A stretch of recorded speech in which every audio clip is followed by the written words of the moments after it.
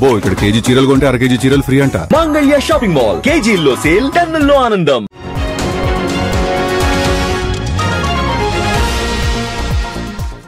India Israel మధ్య మరింత బలపడుతున్న స్నేహం.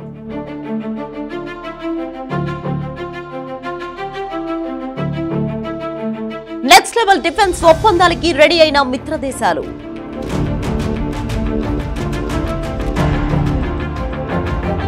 పవర్ఫుల్ లోరా ఇండియా చేతికి అందే సమయం వచ్చిందా?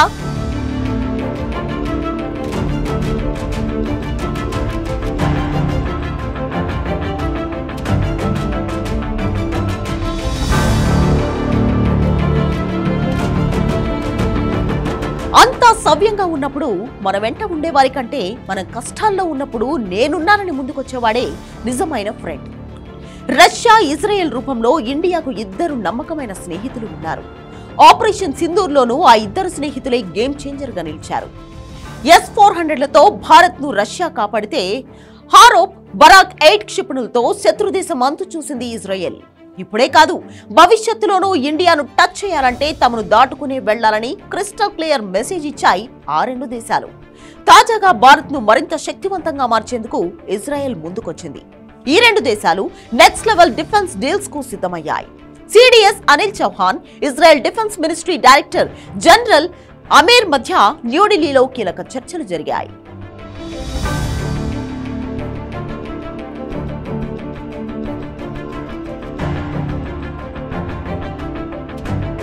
ఈ ఫోటోలు చూస్తే పాకిస్తాన్ చైనా వెన్నులో వణుకు ఖాయం.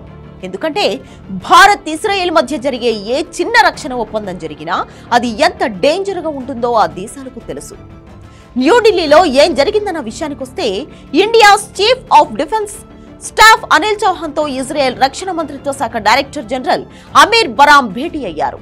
ఈ భేటీ లక్ష్యం దీర్ఘకాలిక దృక్పథంతో రక్షణ సహకారాన్ని బలోపేతం చేసుకోవడం.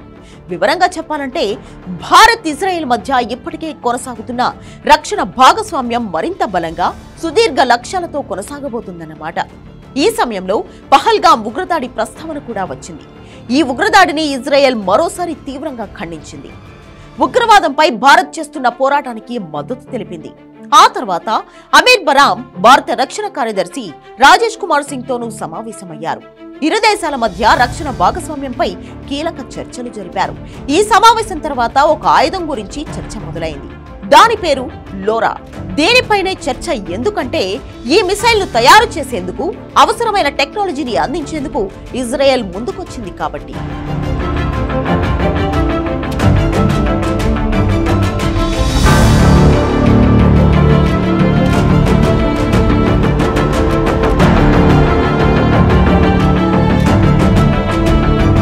ఇజ్రాయెల్ లాంగ్ రేంజ్ ఆర్టిలరీ మిసైల్లోనే లోరాపై ఇటీవల తీవ్ర చర్చ జరిగింది. దీనిని ఇజ్రాయెల్ ఎయిర్ స్పేస్ ఇండస్ట్రీ రూపొందించింది. ఈ బాలిస్టిక్ క్షిపణి గాలి నుంచి ఉపరితలానికి ప్రయోగించవచ్చు.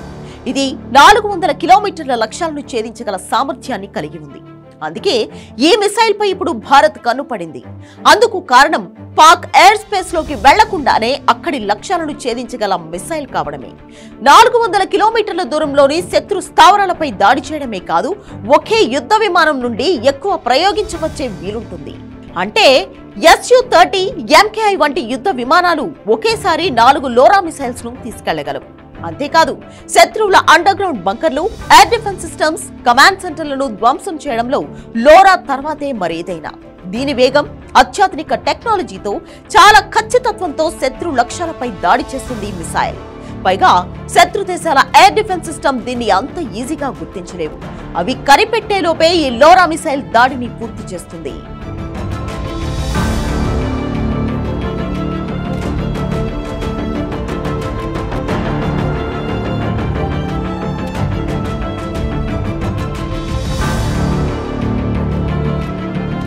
మరోవైపు భూమిలోకి చొచ్చుకెళ్లి బంకర్లను కూడా ధ్వంసం చేయగలడం లోరా ప్రత్యేకత.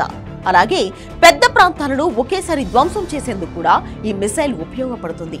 అలాగే లోరా మిసైల్ ను వివిధ వార్ హెడ్స్ నుంచి ప్రయోగించవచ్చు. ఇది ఫైర్ అండ్ పర్ఫెక్ట్ రకానికి చెందింది. అంటే దీన్ని ప్రయోగించడమే పైలట్ పని. తర్వాత అదే పని పూర్తి చేస్తుంది. అంటే దీన్ని ప్రయోగించిన యుద్ధ విమానం అందులోని పైలట్ సేఫ్ గా ఉండొచ్చన్నమాట. పైగా మోస్ట్ అడ్వాన్స్డ్ టెక్నాలజీ కలిగి ఉండే లోరా మిసైల్ బ్రహ్మోస్ మాదిరిగా సుదూర లక్ష్యాలను ఛేదిస్తుంది. కేవలం సుఖోయ్ నుండే కాదు, రాఫెల్, తేజస్ వంటి యుద్ధ విమానాల నుంచి కూడా దీన్ని ప్రయోగించేందుకు భారత వాయుసేన ప్రయోగాలు చేస్తున్నట్లు నివేదికలు చెబుతున్నాయి.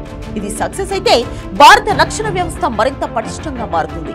2023లోనే ఇజ్రాయెల్ ఎయిర్ స్పేస్ ఇండస్ట్రీస్ తో భారత్ కు చెందిన భారత్ ఎలక్ట్రానిక్స్ లిమిటెడ్ ఒప్పందం కుదుర్చుకుంది. ఇలా లోరా మిసైల్ భారత ఆర్మీ అమ్ముల పొదిలో చేరేందుకు ఏర్పాట్లు పూర్తయ్యాయి. తాజా చర్చల ద్వారా అవి నెక్స్ట్ లెవెల్ కు చేరడం ఖాయంగా కనిపిస్తోంది. అదే జరిగితే భారత్ ను టచ్ చేసే ధైర్యం శత్రు దేశాలు కలలో కూడా చేయలేవు.